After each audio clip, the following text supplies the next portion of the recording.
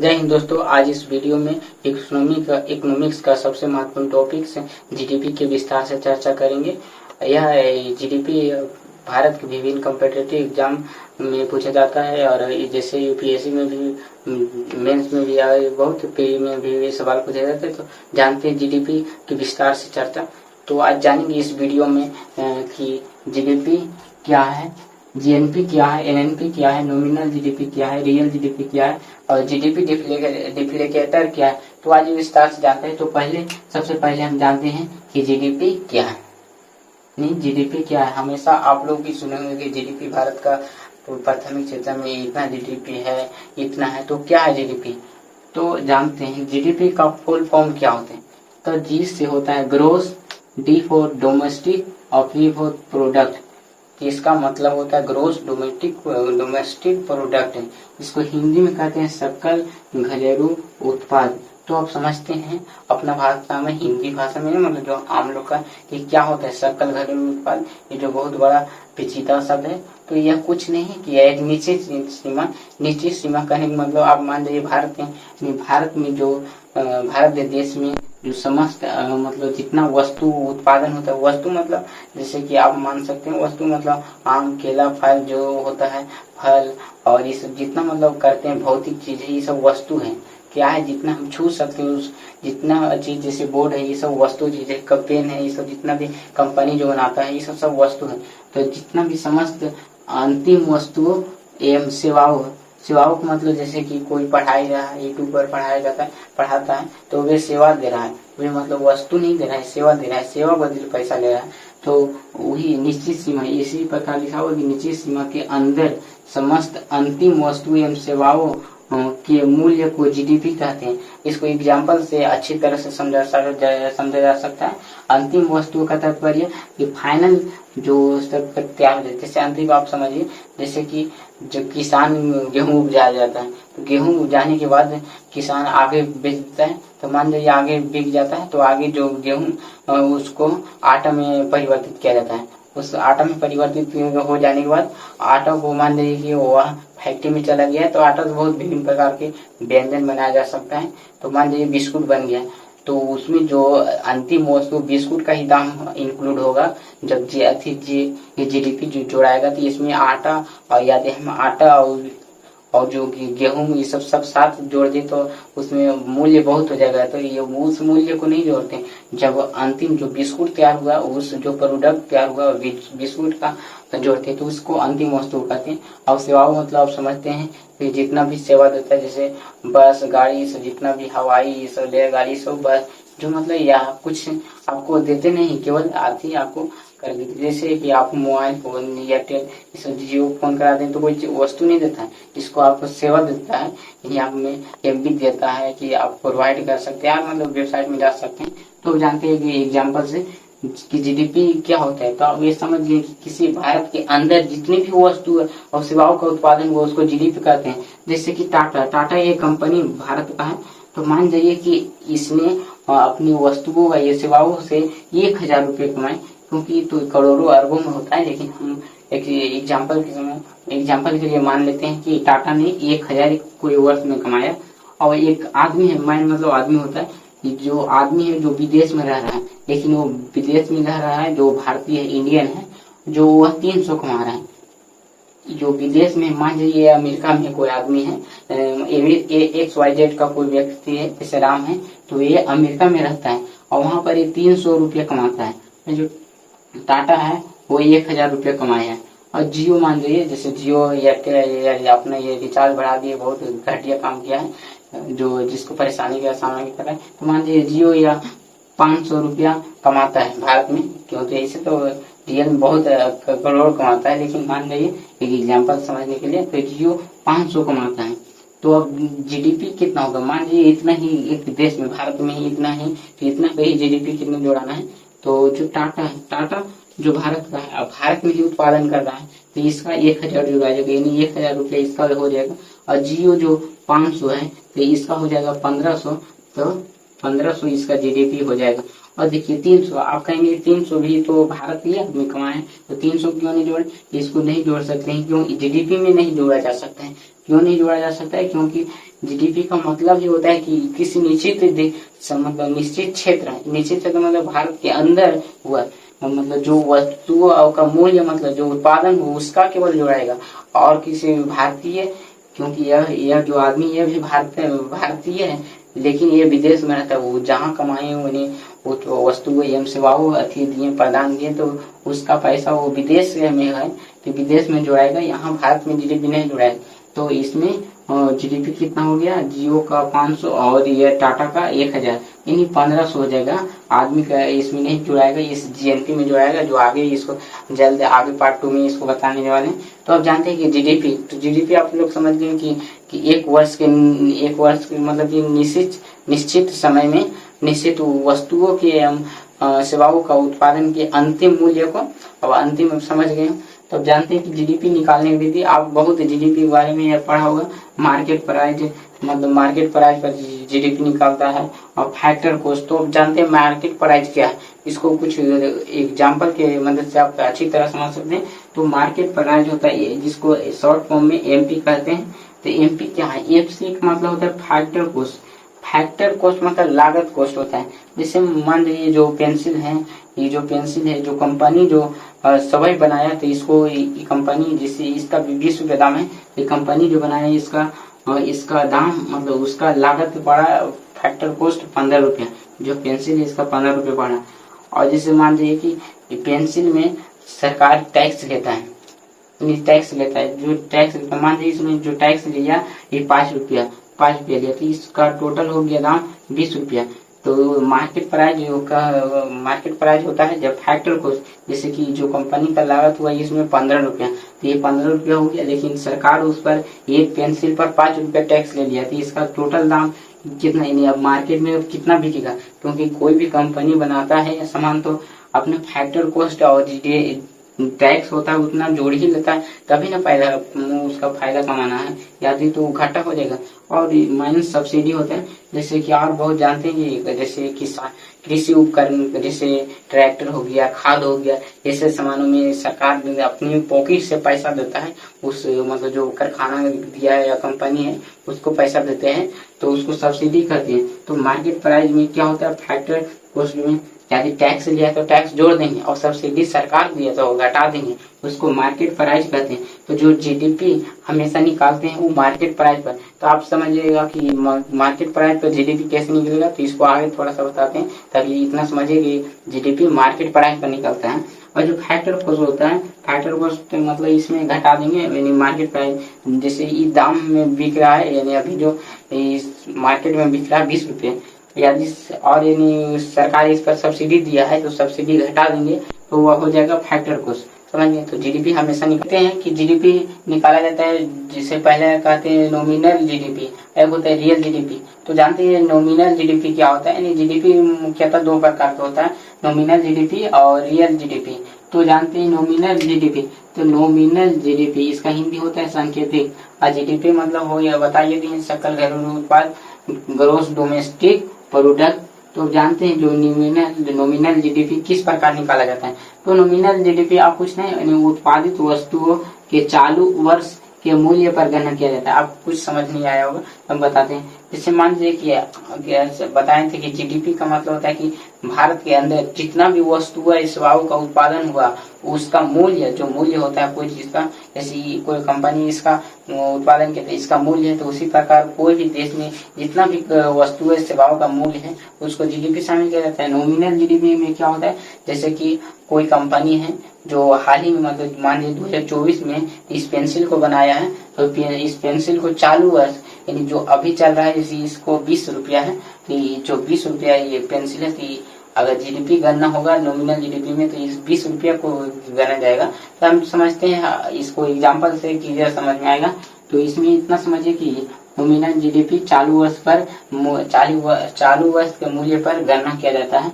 इसमें महंगाई भी जुड़ा रहता है, तो अभी आपको समझ में होगा कि महंगाई कैसे जुड़ा रहता है। जब इस एग्जाम्पल को बता देंगे तो आपको अच्छी तरह से इस कंसेप्ट को समझेंगे। इसमें प्रोडक्शन वैल्यू पता नहीं चलता है जैसे कि कितना मतलब उत्पादन हुआ है रियल में, तो अब समझते हैं। जैसे कि एक एग्जाम्पल नहीं है किताब पर, मान लीजिए कि कोई देश में केवल किताब बनता है, मान लीजिए कि भारत में केवल किताब बनता है, ये एग्जाम्पल लेने के लिए, ये हकीकत नहीं है। तो मान लीजिए जो कोई देश है भारत है, वो किताब का उत्पादन करता है, और यहाँ दिया ईयर, ये बुक ईयर मतलब कि कब होगा 2011, 12, 13, 14, 15 तक दिया, इसका बताने के लिए 5 साल लिए। और पर बुक यानी एक बुक का कितना दाम है, जैसे एक बुक का 2011 में 10 रुपये दाम है, और 2012 में 12 रुपया, 2013 में 15 रुपये, 2014 में 18 रुपये, 2015 में 20 रुपया। आई प्रोडक्शन की मतलब जो 2011 में कितना प्रोडक्शन हुआ, तो कितना पेंसिल, 30 पेंसिल हुआ, इसी प्रकार दिया हुआ है। इसमें कि जीडीपी कितना हुआ 2011 में, जीडीपी देखिए 300 हुआ, आई 336 हुआ, आई 375 हुआ, आई 396 हुआ। तो आप समझते हैं नॉमिनल जीडीपी किस प्रकार आपको पूरा समझ सकते हैं क्या है। तो जैसे देखिए कोई मानिए 2011 है, तो 2011 में भारत में कोई बुक जो पर बुक है वो 10 रुपया, यानी एक जो कोई किताब उत्पादन करेगा कंपनी, तो एक किताब पर 10 रुपये लेगा। तो उस 2011 में मान लीजिए उस कंपनी ने 30 ही केवल उत्पादन किया, 30 ही प्रोडक्शन किया है, तो इसका जीडीपी कितना हो जाएगा, क्योंकि इसका दाम टोटल कितना हो जाएगा, हम कहेंगे मतलब जितना मूल्य होता है उसी का जीडीपी करते हैं। मान लीजिए एक ही किताब केवल 10 में होगा, तो 10 गुने 30 तो 300 हो गया, कि 2011 में जीडीपी कितना हो गया 300। तो मानिए अब देखते हैं नॉमिनल जीडीपी का खेल किस प्रकार होता है, जो आप अच्छे से समझ सकते हैं। जैसे अब मान लीजिए 2012 हुआ, तो 2012 में जो पर बुक का दाम, जानते हैं कि समय बदलते साथ कुछ महीना साल में दाम भी बदल जाता है, क्योंकि महंगाई भी आ जाता है। तो किताब क्योंकि इसको बनाने में लागत लग गया, फैक्ट्री कॉस्ट, क्योंकि फैक्ट्री कॉस्ट जितना लगेगा महंगा होगा तो महंगा दाम बढ़ेगा। तो मान लीजिए 12 रुपया है, 2 रुपये बढ़ गया, देख सकते हैं 2 रुपये बढ़ गया। और उस समय जो कंपनी था वो प्रोडक्शन पहले 30 करता था 2011 में, या अब जो 2012 है उसमें 28 ही केवल किया, इसका उत्पादन किया। तो इसको गुना कर देंगे तो इसका जीडीपी 2012 में निकल गया, तो इसको देख सकते हैं 336 हो गया है। अब देख सकते हैं कि प्रोडक्शन यानी यहाँ पर जो कंपनी ने 30 ही कलम बनाया और यहाँ 300 ही कमाया, और यहाँ पर 2012 में 28 ही बना लिया और 336 पे कमा लिया। तो ये ऐसे लग रहा है कि देश विकास कर रहा है, जीडीपी बढ़ रहा है, नॉमिनल जीडीपी में इस हिसाब से लग रहा है। लेकिन आपको अगर इस तरह देखेंगे तो आप बेवकूफ बन सकते हैं, देश में ये विकास नहीं हो रहा है, क्योंकि आप देख सकते हैं प्रोडक्शन ही तो 28 हो गया, इसमें खेल किसका है, मनी का। ये तो महंगाई बढ़ गया, ये तो कोई नहीं, इसको नॉमिनल जीडीपी का दिन चालू वर्ष पर हो रहा है। अब जैसे मान लीजिए 2013 है, तो 2013 में कंपनी फिर इस किताब का दाम बढ़ के 3 रुपये, 15 रुपये हो गया, ये 15 रुपया हो गया। और उस कंपनी ने मतलब उस देश में, भारत में 25 ही केवल उत्पादन किया। तो अब देखिए इससे भी 3 को कम हो गया। फिर भी देखते हैं कि इसको गुना कर देते हैं 15 से 25 में, 30 में 375 आ गया, यानी फिर भी इसका दाम जो है अगले साल की तुलना में 12 की तुलना में 13 फिर फायदा कमा गया। तो लग रहा है कि जीडीपी बढ़ रहा है तो हमारा देश ग्रोथ कर रहा है, लेकिन नहीं, या ये सब केवल छलिया है। अब देखिए 2014 में देखते हैं, तो इसमें पर बुक का दाम हो गया 3 रुपये और बढ़ गया, तो ये 18 रुपये हो गया। अब देखिए प्रोडक्शन तो और कम हो गया, पहले शुरू में 2011 में तो 30 था, अब यहाँ पर 22 आ गया। फिर भी हम देख सकते हैं कि यहाँ जो रुपया है ये और बढ़ गया, 396 रुपये हो गए, 375 की तुलना में और बढ़ गया। तो यहाँ पर भी तो जीडीपी तो लग रहा है कि बढ़ रहा है, जीडीपी अपना प्रतिशत के हिसाब से बदल रहा है, लेकिन यहाँ प्रोडक्शन देख रहे हैं तो धीरे धीरे डिक्रीज हो रहा है। अब देखिए 2015 में क्या खेल हुआ, जो पर बुक का दाम हो गया 20 रुपये बढ़ गया, क्योंकि महंगाई बढ़ रहा है इतना तेजी से, तो इसको भी किताब का दाम हो गया। अब देखिए प्रोडक्शन तो और कम हो गया, 20 आ गया, जहाँ 30 से चालू किया था वो कंपनी अब 20 आ गया। फिर भी हमें देखते हैं कि जीडीपी यहाँ 400 है। तो अब देखते हैं क्या किस प्रकार जीडीपी यहाँ पर बढ़ रहा है, देख रहे हैं आप जीडीपी। जैसे आप देखते हैं कि नीचे 2011 से जाते हैं तो ये बढ़ते जा रहा है। तो हम जानते हैं कि क्यों इसे बढ़ रहा है। और यहाँ पर तो ओरिजिनल दिखा रहा है, जो प्रोडक्शन यहाँ 30, 28, 25, 22, 20 हो रहा है। तो इसमें आखिरी इसमें जो मेन खेल क्रिएटर इसमें है, क्रिएटर इसमें रोल निभा रहा है, जो पर बुक किताब है इसमें बढ़ रहा है। जैसे इसमें 2011 में 10 रुपया था और 2012 में 12 रुपये हो गए, इसमें 2 रुपये का बढ़ गया, महंगाई बढ़ गया, तो देखिए यहाँ पर जो महंगाई बढ़ गई, यदि हम नॉमिनल जीडीपी की मान लीजिए भारत को ही मापेंगे तो ये हमेशा इसमें महंगाई छुपा रहेगा। इसलिए इसमें इसमें लिखा कि इसमें महंगाई भी जुड़ा रहता है। इसमें महंगाई जुड़ा रहता है तो इसमें पता नहीं चलता है कि प्रोडक्शन वैल्यू कम हो रहा है या बेसी हो रहा है। और इसमें तो साफ तौर पर पता चल रहा है कि प्रोडक्शन वैल्यू तो पूरा नीचे नीचे डिक्रीज हो रहा है, यानी कम हो रहा है, और जीडीपी हमेशा बढ़ रहा है धीरे धीरे, इसमें प्रोडक्शन वैल्यू भी कम हो रहा है। तो नॉमिनल जीडीपी, यदि कोई देश नॉमिनल जीडीपी निकाल रहा है, वहाँ की जनता देख के खुश हो रहा है मेरा थी, तो वो अपनी कगार पर वो कुल्हाड़ी पर अपने पैर मार रहा है, समझ जाइए। तो आप जानते हैं रियल जीडीपी क्या था, आप समझ गए कि नॉमिनल जीडीपी में प्रोडक्शन वैल्यू पता ही नहीं चलता है, इसमें महंगाई भी जुड़ा रहता है, ये केवल बेवकूफ बनाने का हो छल। तो अब जानते हैं कि रियल जीडीपी क्या है, जो हमारे भारत या और अन्य देश भी निकालता है। तो आगे देखते हैं। तो अब देखते हैं रियल जीडीपी क्या है। नॉमिनल जीडीपी आप समझ गए होंगे। अब रियल जीडीपी जानते हैं, जो भारत या अन्य देश जितना भी भारत विश्व में देश है वो रियल जीडीपी की गणना करते हैं, नॉमिनल जीडीपी नहीं गणना करते हैं। क्योंकि आप जानते हैं कि नॉमिनल जीडीपी जब गणना करते हैं तो उत्पादन कम भी होता है, फिर भी जो लगता है कि पैसा भारत में मतलब कोई भी देश से ज्यादा वो विकास कर रहा है, लेकिन वास्तविक तौर पर नहीं होता है, क्योंकि उसमें महंगाई छुपा रहता है, महंगाई दिनों दिन बढ़ते रहता है उसमें। तो रियल जीडीपी होता है जो विभिन्न अर्थशास्त्री द्वारा भी इसको मापा जाता है, क्योंकि यह सटीक वास्तविक देता है कि क्या भारत विकास की राह पर बढ़ रहा है या नहीं। तो जानते हैं रियल जीडीपी मतलब, आप समझ गए, रियल मतलब जो वास्तविक है। तो इसमें जो होता है वस्तुएं एवं सेवाओं का मूल्य स्थिर कीमतों पर गणना किया जाता है। जैसे चालू उसमें जो बताए थे नॉमिनल जीडीपी में चालू वर्ष जैसे 2024 का गणना करना पेंसिल है तो 20 रुपया तो उस पर गणना करेंगे। लेकिन जो रियल जीडीपी होता है वो एक स्थिर कोई ईयर बेस ईयर होता है, बेस मान लेते हैं, मतलब उसको फिक्स कर देते हैं कि इस ईयर में, जैसे मान एग्जाम्पल से आपको समझाते हैं तो अच्छा समझिएगा। जैसे मूल्य को बेस ईयर पर या प्रोडक्शन को चालू वर्ष पर मापते हैं, तो समझते हैं कि मूल्य को यानी प्राइस को बेस ईयर पर क्या होता है, प्रोडक्शन यानी उत्पादन को बेस चालू वर्ष पर क्या होता है। तो आप समझिए एक एग्जाम्पल से, वो एग्जाम्पल नॉमिनल जीडीपी में उसी प्रकार लेते हैं ताकि अच्छा से आप रिलेट कर सकते हैं दोनों को। जैसे कि कोई देश है, जैसे भारत मान लीजिए, भारत 2011 में जो बुक का उत्पादन कर रहा है, यह बता दिए कि यह जो मनी का बता रहा है कि 2011 में 10 रुपया एक किताब का दाम है, और ऐसा प्रोडक्शन 330 को किया तो इसका दाम कितना हो गया, तो 300 है, तो इसका रियल जीडीपी 300 हो गया।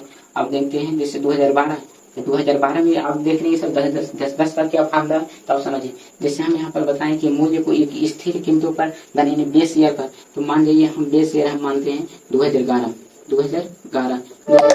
मतलब जैसे कि हम बेस ईयर 2011 मान लिया। जैसे 2011 में ये जो बुक का उत्पादन हुआ 2011 में, इसका पर बुक यानी एक किताब का दाम 10 रुपया था, एक किताब का 10 रुपये दाम था, और कितना प्रोडक्शन हुआ 300, तो उसका रियल जीडीपी 300 हो गया। अब देखिए 2012 में जब मापने गए तो हम 2012 में हम नहीं मापे कि यह नहीं कि वो जो किताब का दाम कितना बाजार में बिक रहा है कि 12 रुपये हो गया। जैसे हम चालू वर्ष में उसमें 12 रुपया थे, मतलब जो भी किए तो उसको बढ़ा के मतलब जो उस वर्ष में था जिसको मापे थे, लेकिन ये ऐसा 2012 में ऐसे रियल जीडीपी में हम नहीं मापे। हम 2012 में ये बेस ईयर किसको मान लिए, 2011 को मान लिए। तब 2011 का दाम जो किताब का दाम कितना था 10 रुपये, तो इसलिए 10 रुपये इसमें भी मान लिए, इसमें आपको कोई कंफ्यूजन नहीं होना चाहिए। अब देखिए इसमें प्रोडक्शन कितना हो उसी डाटा पर हम बता रहे हैं कि रियल जीडीपी अवधि में तुलना करने पर क्या हमारा मतलब हकीकत पता चलता है। तो देखिए प्रोडक्शन कितना हुआ 28, यानी 28 वो किताब का उत्पादन हुआ, और दाम कितना है, दाम 10 के, क्योंकि हम बेस ईयर किसको मान लिए 2010 की मान लिए कि इसका 2010 में दाम था, एक किताब का दाम 10 रुपया। तो देख लिए आप देख सकते हैं कि उसमें गुना कर देंगे तो 280 हुआ होगा। तब देखें जो 2011 में जीडीपी मतलब मान लीजिए भारत के ही 300 रुपया था और 2012 में 280 रुपया हो गया। तो आप इस देख सकते हैं कि 2000 कितना कम गया, 20 रुपये कम गया। तो आप देख सकते हैं उसी डाटा पर बता रहे हैं जो चालू वर्ष में बताएं उसमें बढ़ गया था, लेकिन इसमें कम गया है। लेकिन यह रियल जीडीपी है क्योंकि इसमें पता चल रहा है कि प्रोडक्शन में क्या हो रहा है भाई, कम हो रहा है। और दाम तो एक ही है, क्योंकि दाम को एक फिक्स करेंगे तभी हम वास्तविक माप पाएंगे, ऐसे अन्यथा नहीं माप सकेंगे। अब जैसे 2013 में प्रोडक्शन को ही 10 मान लेते हैं, वहीं पर एक किताब पर 10 रुपया, और प्रोडक्शन कितना हुआ था 25 को, तब देखिए इसमें 250 जीडीपी हुआ, तो इसमें भी कम हो गया 2013 में। 2014 में देखते हैं, इसमें भी कितना मान लिए यानी एक किताब का दाम 10 रुपया, और कितना प्रोडक्शन हुआ 22 को, तब जीडीपी कितना हो जाएगा भारत का 220 रुपया हो जाएगा। अब 2015 में इसमें भी मानी है उतने ही मान लिए, 10 ही मान लिए क्योंकि बेस ईयर हम मान लिए, और इसमें प्रोडक्शन कितना हुआ 20 हुआ, तो इसमें कितना हो गया कितना जीडीपी 200 रुपया। तो आप देख सकते हैं कि जब प्रोडक्शन यहाँ घट रहा है, अगर जब रियल जीडीपी मार्क करते हैं तो प्रोडक्शन यहाँ घट रहा है, तो पता चल रहा है कि दाम कितना है। जैसे कि देख सकते हैं 2011 में यानी भारत 300 रुपये जीडीपी कमाया था, तो 2012 में 280 रुपया, 250 रुपये 2013 में, 220 रुपये 2014 में, और 200 रुपया 2015 में। तो आप देख सकते हैं कि हमेशा ही हर वर्ष डिक्रीज हो रहा है। अगर इस प्रकार होगा तो कोई देश विनाश हो जाएगा, नहीं आर्थिक विकास नहीं हो सकेगा। तो आप समझ गए होंगे, अब समझ गए रियल जीडीपी मतलब क्या होता है। तो रियल जीडीपी जो स्थिर के ऊपर हम मानते हैं, अब जानते हैं कि जो अब भारत सरकार द्वारा या एनएसओ के द्वारा जो अथी होता है, जो रियल जीडीपी पर माप होता है, तो बेस ईयर क्या है, तो बेस ईयर जो रियल जीडीपी पर भी होता है, तो 2011 ही 12 माप किया है, जो भारत सरकार द्वारा मापा जाता है संस्था, वो उसमें भी वह लोग भी 2011-12 को बेस ईयर मापते हैं। तो आप समझ गए कि नॉमिनल जीडीपी क्या है, रियल जीडीपी क्या है। यदि कोई बताए कि रियल जीडीपी में फायदा देश का होता है, रियल जीडीपी वास्तविक है नॉमिनल जीडीपी, तो आप बता सकते हैं इसमें किसी प्रकार का डाउट नहीं हो सकता है। आप देखते हैं थोड़ा सा इसके आगे, तो अब देखते हैं जीडीपी डिफ्लेक्टर क्या है। तो जीडीपी डिफ्लेक्टर क्या, जो डाटा पीछे बताए हैं उसी डाटा पर हम बताते हैं जीडीपी डिफ्लेक्टर क्या। तो जीडीपी डिफ्लेक्टर का एक फॉर्मूला होता है जो जैसे निकाले, जैसे ऊपर में होता है नॉमिनल जीडीपी, नीचे में होता है बटा में रियल जीडीपी, और गुने में 100 होता है। तो हम देखते हैं जो उसे पीछे डाटा बताए हैं उसमें नॉमिनल जीडीपी जब माप गए हैं, आप माफ कीजिएगा, तो इसमें उसमें जो गणना कीजिएगा तो इसमें 1807 होगा, और रियल जीडीपी गणना किए तो वास्तविक 1250 हुआ। इसमें जब गुना कर दिए तो इसका टोटल मान आ गया 144.56। तो जो उसी डाटा आधारित पर हम बताए हैं, यदि एग्जाम इसी पर आप पूछेगा तो आप बता सकते हैं। तो जीडीपी डिफ्लेक्टर अब बता दिए। अब देखते हैं कि जीडीपी का महत्व क्या है, महत्व इंपोर्टेंस क्या है। तो यह जीडीपी घरेलू स्तर पर, यानी मान लीजिए जो भारत में कोई घरेलू स्तर पर कितना उत्पादन हो रहा है इसका साफ तौर पर बता देते हैं। जैसे आप पीछे देखे होंगे रियल जीडीपी में कि किस प्रकार जब वस्तुओं का उत्पादन कम हो रहा था तो जीडीपी भी कम हो रहा था, तो घरेलू स्तर पर उत्पादन को बताता है, प्रकाश डालता है। देश की इकोनॉमिक्स अर्थव्यवस्था पर मजबूत हो रहा है या कमजोर हो रहा है, देश पतंगी हो रहा है, किस प्रकार हो रहा है, उस पर प्रकाश डालता है। और यह भारत जो विश्व में जीडीपी के मामले में 6वां स्थान पर है, और प्रथम है जो अमेरिका स्थान पर है, और चीन में दूसरा स्थान पर है। और भारत जैसे जापान, ये ब्रिटेन हमारे कितने वर्ष चूसे उससे भी आगे हैं। तो आप समझ गए होंगे कि जीडीपी क्या भी है, इसके विस्तार से आप समझ गए होंगे। इसके अगले पार्ट 2 में इसके और विस्तार से चर्चा करेंगे। जब तक के लिए जय हिंद।